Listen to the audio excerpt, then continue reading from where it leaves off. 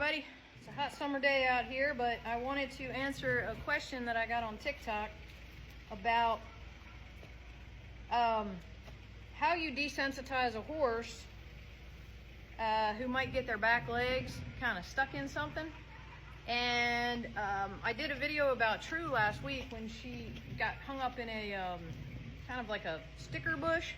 So somebody asked, you know, how do you desensitize a horse for that? So I've got Shakespeare in here in the arena, and I was gonna talk about that a little bit, but I gotta get him to come a little bit closer. So that's what I'm gonna do right now.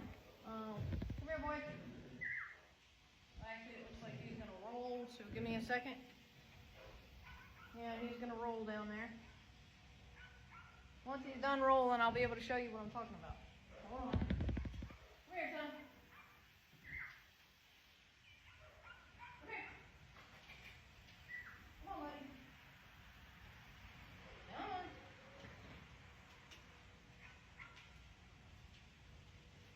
Come on, buddy. Okay, he's coming. So basically, with a horse that you want to desensitize for stuff around their legs, the best way to do that is to put stuff around their legs. So, I'm going to show you how we kind of worked with it. Actually, I need him to back up a little bit. Back up. So, when we started out with him, he didn't know what anything was around his legs. So basically, what you do, get your lead rope, you take it, you put it around their legs, and at first I wouldn't tie anything, but you want to kind of run that lead rope up and down their legs. And I wouldn't tie it in a knot because if you get hung up somehow, you're going to be in a bind. But eventually you can get to the point where if you pull on that leg, they will actually lift it for you. And you don't want to do this too hard. Come on, buddy. But you can hold that leg up. He's a little off balance right now. But see how you can hold that leg up and he's not reacting at all? Okay? And then you just keep doing that with all the legs.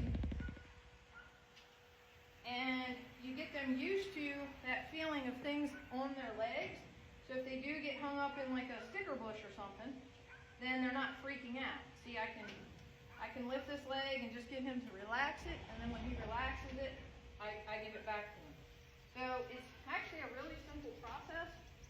And you can repeat that with all four legs and just keep doing it over and over and over and over again. Another great thing to do is to just take this lead rope at any point in time and just toss it on them, because they should know what that feels like. That anything kind of going across their body like that is a great thing for them to get to know, and they should not be afraid of it. Another thing you can do to get them ready to kind of be on their saddle is to take that lead rope, tighten it up just a little bit, not hard, but just to start to get them to feel pressure where their girth, you know, would be tight, where that saddle would be tightened, or at least around that area. Don't knock my camera over. Hey, don't do it. But all these things are great things to do. Another thing, Hope, I need you to stand still for a second. Hope, this camera's trying to zoom in on both of us. But another great thing to do, well, he's going to walk around. I purposely didn't tie him up because I wanted y'all to see that he can do this at liberty. But another thing you can do that's really, really good to do is to put that lead rope under their tail. Hold on a second. Like so. It's trying to follow me. The camera doesn't know which one of us to follow. But anyway, he wants to roll, so I'm going to let him kind of work on that.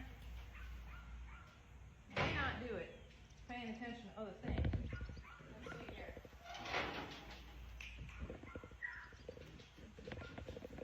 There we go. Good boy. Good boy. But when you have a horse who is joined up with you, come on. They'll stick with you. Come on. Come on. And I'll back up with you. Good boy. Good boy. And I'll go forward with you. Stop. Good boy. Let's go back. Come on, let's go back. Good boy. Good boy. That's my boy. So, yeah.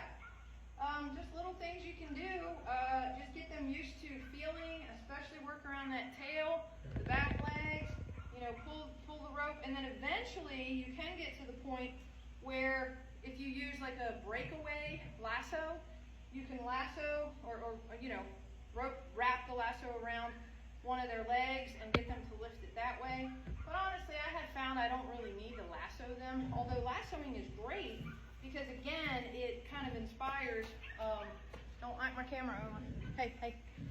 Lassoing is great because it inspires them, or it encourages them to not be afraid of, you know, things like if you're trying to rope cows or something and that thing's flying over their head, or even if you're not trying to rope cows, let's just say you want to do something fun on the top of the saddle, you know, and these things are flying around them. I mean, it's just a great way to help desensitize your horses. And any way you can desensitize your horse is great. You know, anything you can do with them. I mean, it might be a ball, it might be a rope, it might be a lasso, it might be a, you know, a rubber chicken. I mean, really anything you can do that you think might help them to see something, to experience something, and to not be afraid of something is, you know, it's always a great idea. You can't go wrong with it, and I think you could do really, really well with it. So just keep it up. If you have any more questions, feel free to ask. And yeah, big shout out to Shakespeare for being our guinea pig today. But start small, do it in small increments. If you're getting a bad reaction, kind of, you know, don't get frustrated. Just, you know, stay calm, get back in there, keep yourself safe, of course. But you can get back in there and, you know, try it until they get used to it. And you can reward with a lot of encouragement, encouraging words, encouraging actions, you know, a lot of petting, just things that are going to encourage your horse. Some people will give treat rewards. I'm not really into treats because I think that they focus more on the treat than they do the mental reward. Personally, that's my belief.